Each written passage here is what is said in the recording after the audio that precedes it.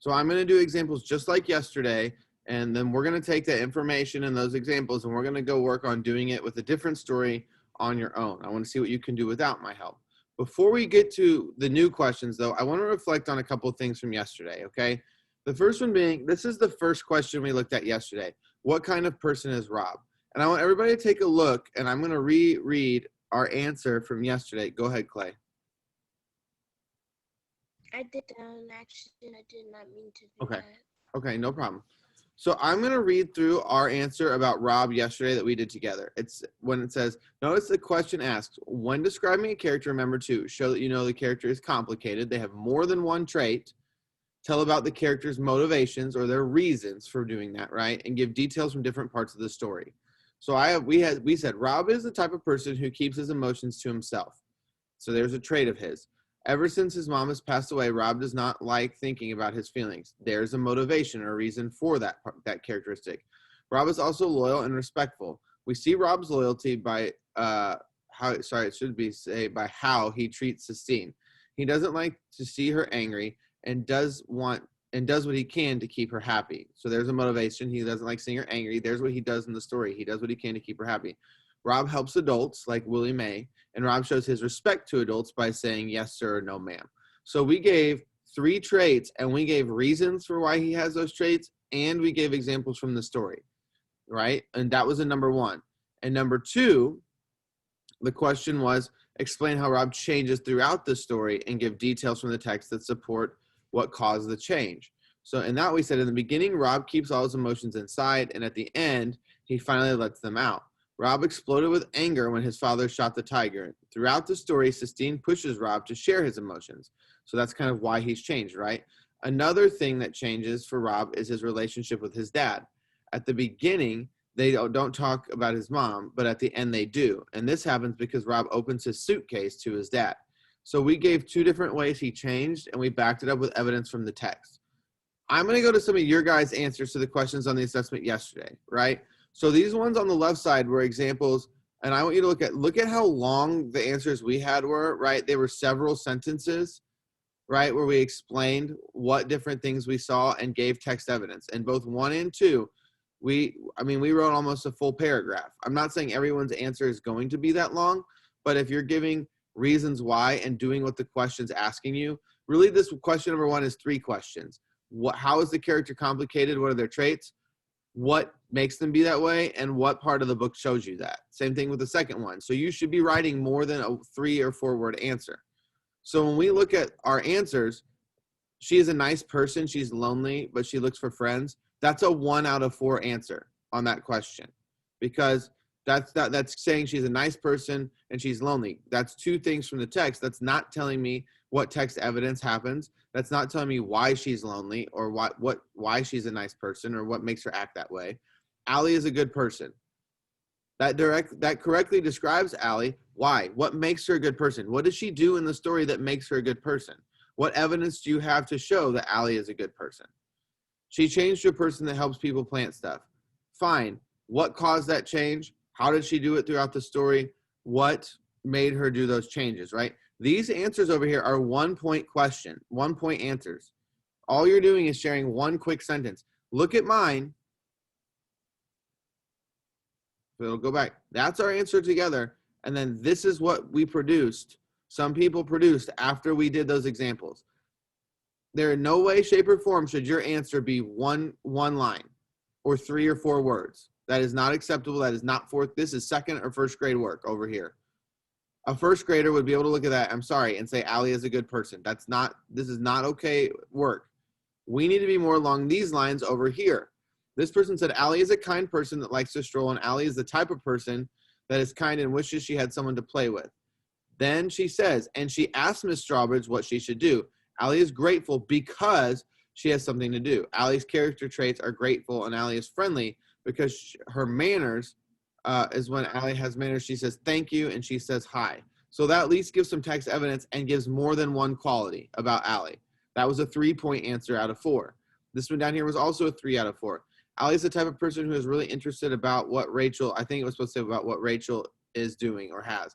She is also bored because no kid lives there. Allie is nice, and she asks the old lady nicely of what things Rachel used to do. When Allie found a box, she realized the old lady is Rachel, and I think she is smart too. That gives more than one quality, and it gives some things that happened in the story. Then this last one was also a 3 out of 4 answer. I think that Allie is a person that feels lonely because she doesn't have any friends around. There's why she feels lonely. I know this feeling is in the story. Allie said, I don't have anything to do. There's text evidence from the actual story. But throughout the story, she starts a friendship with Miss Strawbridge, and she is the one that helps Allie find different things to do. There's text evidence. No one in this class got a 4 out of 4 on either question yesterday because no one in this class answered every single parts of those questions. All right, so today when we're doing the examples, I encourage you to really pay attention and focus on what we're talking about because no one did perfect yesterday. And quite frankly, a lot of the answers were pretty disappointing after all the work we have done in this unit. And I don't think it's because you guys don't know. I think it's because a lot of people just try to get it done quickly and turn it in and move on. And that's not how this should go. All right, so let's look at the 2 questions you're going to be answering today, except we're doing those questions with the Tiger Rising. The first one is reread the lines below. How is this a part of the story and how is this part of the story important to the whole story? So the lines say, and Rob saw that hitting wasn't going to be enough. So he did something he thought he would never do. He opened his suitcase and the words sprang out of it, coiled and explosive. I wish it had been you, he screamed. I wish it had been you that died. I hate you. You ain't the one I need. I need her. I need her, right? So it says, when writing how one part fits with the whole story, remember to name the story element that is highlighted in this part of the story. All right, explain how this part fits with other parts of the story. So I'm going to go through and I'm going to start answering that question, and I want you to pay attention to what I do, okay? So let me change my font size because this is ridiculously large here. I'm going to type today. It's going to go way faster than writing it by hand. Okay, I'm going to say this part fits with the rest of the story because Rob is finally letting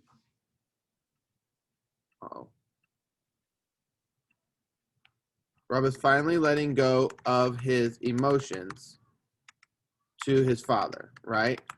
So I'm saying why it fits. Then I'm going to give some examples. You need to be sitting up. I have several people laying down with their eyes closed. They need to be sitting up. Let's go. Sit up.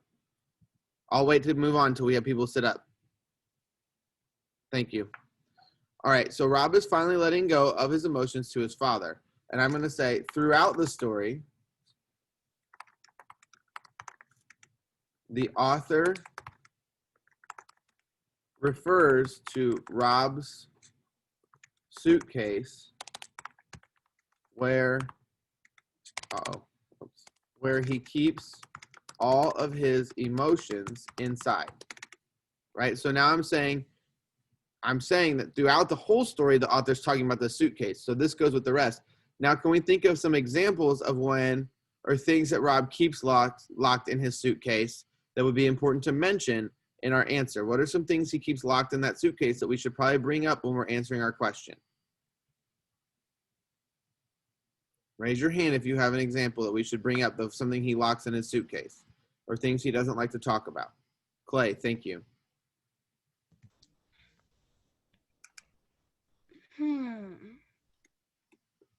About his mom, because I have evidence of that. When Sistine asked us earlier in the story, I told you about my family, now tell me about yours. We can say one example, thank you, sir, from earlier in the story is when Sistine pushes Rob to talk about his mother and he tries to keep it locked in his suitcase. Thank you. Who is somebody else in the story that notices he has this locked up inside and he needs to let it go? There's another character who says, Michael, who is it?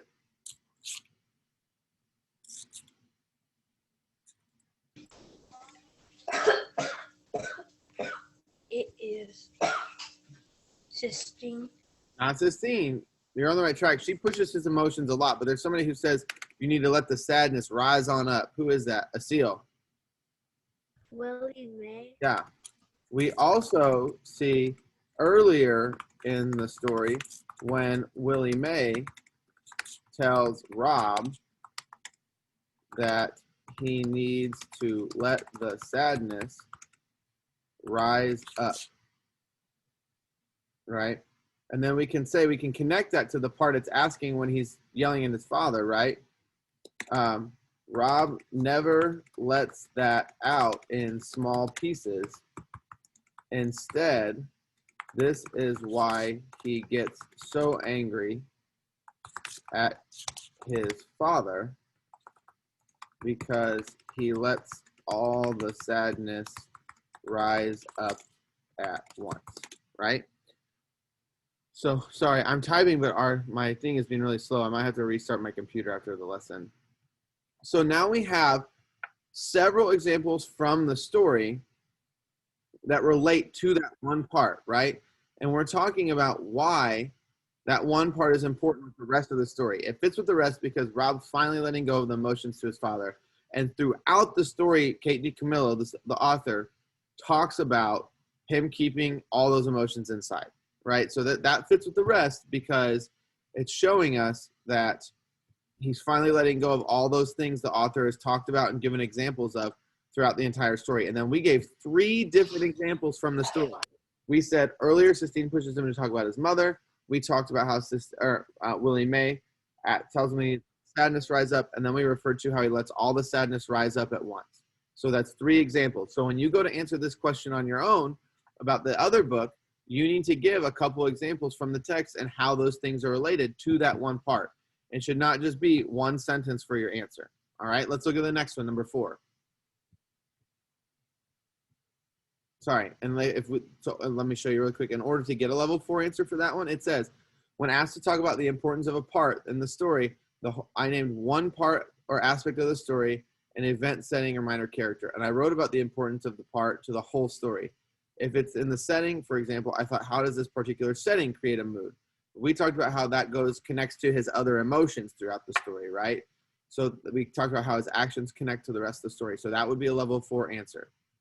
Let's look at the next question.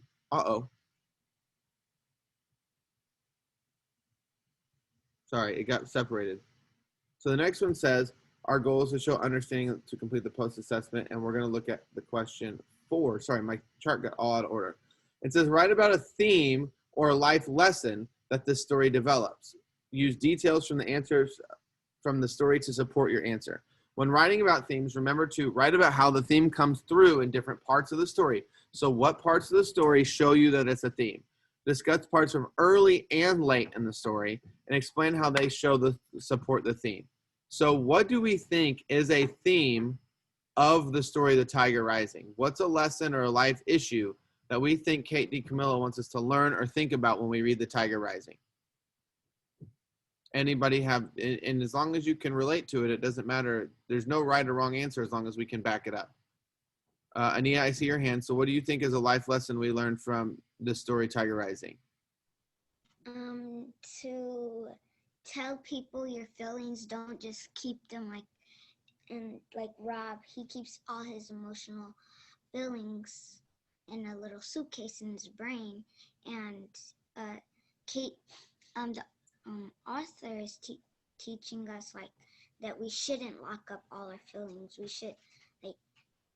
should tell other people our thoughts or feelings. Okay, so let's address these 3 parts of the question.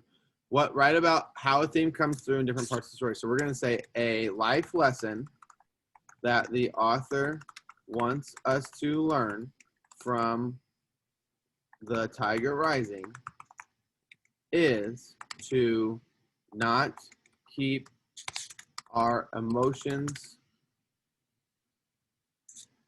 and feelings to ourselves, right? And so what's something in the story that supports that? So we already said in the story, Rob keeps all his emotions locked inside his imaginary suitcase, right? So that's what he does with his emotions. What happens in the story that shows us we shouldn't keep our feelings locked inside? Jay. When Rob lets it all out with anger and says, "I don't need you," and stuff like that. Yeah, right. Towards the end of the story, Rob lets out all of his emotions at once. Do you think he meant to say the thing? Do you think he meant the things he said to his dad? Do you think he meant that he hates his dad and that he wishes his dad died? No, right? So when when Rob explodes from anger, he says a lot of things to his father that he doesn't really mean. Right? What are some things in the story that he keeps locked in his suitcase that lead up to this explosion? What are some of the feelings and thoughts that Rob keeps locked inside that he doesn't share with people that lead up to him exploding all at once? What are some things that happened to him in his life, or things that he doesn't like to talk about, but really they cause a problem later? I can think of quite a few. What happens to him on the school bus and going to school?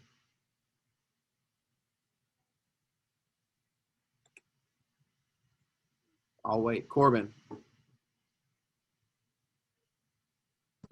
He gets bullied. Rob gets bullied at school and just takes it without ever standing up for himself. What else adds to his? Rob doesn't talk about who? His mother, right? He doesn't ever talk about his mother and locks those thoughts inside as well. And then I would also say we could kind of add too that Rob feels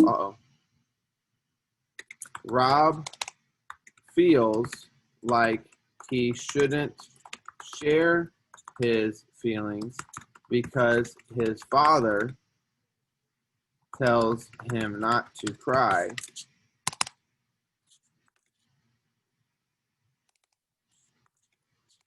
Oh my gosh. Cry on the day of his mom's funeral. And I'm going to say, I think the author wants us to learn that when we keep all these things to ourselves, we will eventually let them all go at once, and it can be way worse than if we talk about them when they happen, right? So that's what she wants us to learn. So again, notice how we have 3 examples from the story that kind of show what he keeps locked inside, and we talk about what he does when he finally lets those emotions go, and we talk about how we want we should be able to learn from that and learn not to let our emotions go, right? So notice again how long our answers are. Are these 5 words? Everybody, are these 5 words? Shake your head, yes or no. No, right? They're 5 sentences. So when you go to do it today, I'm challenging you. I do not want you to rush through this assignment. I want you to really take your time. If you have to listen to the story or go back and listen more than once, go back in the story and listen more than once. Because in just a minute, you're going to go. It's only 9 o'clock. We don't have math until 10:20. And just like yesterday, we don't have small group reading today. Okay? So before you go, please do not leave yet. Before you go to work on it, I'm going to keep sharing my screen. I'm going to actually everybody one more time, so I know everybody at least gets to hear it in whole group, and then at the end I will dismiss you to go work on the assignment. And if you would like to listen to it again or scroll up and down and read it, then you can do it then. What I would like to do is since I'm sharing my screen, I would love to see that when I play this, you are following along with the words on the screen and reading, because I'm going to scroll with the story as the read aloud happens. All right, so here we go. This is Allie's Discovery. Allie's Discovery by Jacqueline Adams. Allie strolled toward the garden, where Miss Strawbridge, the landlady, knelt planting pansies. Last week, Allie and her parents had moved into the house trailer in Miss Strawbridge's backyard. Allie watched silently until the old woman looked up and asked, "Why the long face, Allie?" "There aren't any kids around here to play with," said Allie. "I don't have anything to do." Miss Strawbridge's blue eyes twinkled. "You sound just like a girl who used to live here." "Really? Who?" "Her name is Rachel," said Miss Strawbridge. "Too bad you two young girls couldn't have lived here at the same time. She always complained that she didn't have anyone to play with." "What did Rachel do when she was bored?" asked Allie. "She planted a flower garden by the shed in the backyard," answered Miss Strawbridge. Allie looked over toward the weathered shed. Weeds sprouted around its base. "Could I plant a flower garden?" Miss Strawbridge handed Allie a trowel and held out a box of pansies. She winked. "This will get you started." "Thanks," said Allie. For the rest of the afternoon, Allie pulled the weeds, dug, and planted. It was hard work, but when she stepped back and admired the patch of blue and yellow pansies, she smiled. Still, it was too bad that Rachel wasn't there to share it. The next day, Allie watered her pansies, then wondered what else she could do. She strolled across the yard to the garden, where Miss Strawbridge sat reading. She stood silently until the old woman looked up. "What else did Rachel do when she was bored?" asked Allie. "She wrote poetry in her flower garden," Miss Strawbridge answered. "One of her poems even won a prize in a contest at school." Allie squinted in the sunshine, thinking about how good it would feel to win a prize. "But I don't know how to write poems," she said. Miss Strawbridge winked. "The best way to learn how to write poetry is to read poetry," and she handed Allie her book. "Thanks," said Allie. Allie lay on her stomach in the cool grass next to her pansies and read Miss Strawbridge's book of poetry. After a while, she got some paper and a pencil from the trailer and scribbled and erased, scribbled and erased. In the end, she had a poem that might not be prize winner, but sounded good enough to make her smile. Still, it was too bad that Rachel wasn't there. They could have read their poems to each other. The next day, Allie watered her flowers and wrote a new poem, then wondered what else she could do. She strolled across the yard and knocked on Miss Strawbridge's door. "What else did Rachel do when she was bored?" asked Allie when Miss Strawbridge opened the door. "She played in the old shed and pretended it was her house," answered Miss Strawbridge. "She kept some plates and cups on a shelf, and she'd eat lunch out there." Allie glanced back at the shed and then at Miss Strawbridge. "Am I allowed to play in the shed?" Miss Strawbridge winked. "There's nothing in the shed there's nothing in the shed that you can hurt or that can hurt you." She took a key off a hook next to the door and handed it to Allie. "Thanks," said Allie. She raced back to the shed and jiggled the key in the rusty padlock. When she swung the creaky door open, she saw that the shed was empty, except for a set of old wooden kitchen chairs stacked in the corner, and a few boxes resting on the dusty shelves. This would be a perfect clubhouse. Still, it was too bad that Rachel wasn't there to play in it with her. Maybe Rachel left her plates and cups in one of these boxes, Allie thought. Miss Strawbridge said that there isn't anything I could hurt in here, so she probably wouldn't mind if I peeked inside. Allie opened a box and sneezed as a cloud of dust drifted into her face. She pulled out wads of crumpled yellowed newspaper that were covering a bunch of knickknacks. A tarnished knickknack caught her eye. It was a trophy with an inscription. "First place in poetry, Rachel Strawbridge, 1937. Allie stared at the trophy. Slowly, a smile spread across her face. She ran back to the trailer and slapped 2 peanut butter and jelly sandwiches together. She grabbed 2 apples and 2 juice boxes and carried everything across the yard to the door of Miss Strawbridge's house. When Miss Strawbridge opened the door, Allie said, I wondered if Rachel would like to have lunch in the shed with me, and then write poetry in my flower garden. Miss Strawbridge winked. I think Rachel would like that very much. And they strolled across the yard. All right. So number 1 today, you're answering 2 questions just like yesterday. Says, reread lines 51 to 55 from Allie's discovery. How is this part of the story important to the whole story? And it says, Allie opened the box and sneezed. Dust drifted into her face. She pulled out wads of crumpled yellow newspaper covering a bunch of knickknacks. A tarnished knickknack caught her eye. It was a trophy with an inscription, first place in poetry, Rachel Strawbridge, 1937. Allie stared at the trophy and slowly a smile spread across her face. It's asking you, why is that important to the rest of the story? How does it fit in? All right. Number 2 asks, write about a theme or a lesson that this story develops. Use the story to support your answer. All right. So those are the 2 questions you need to make sure that you answer today.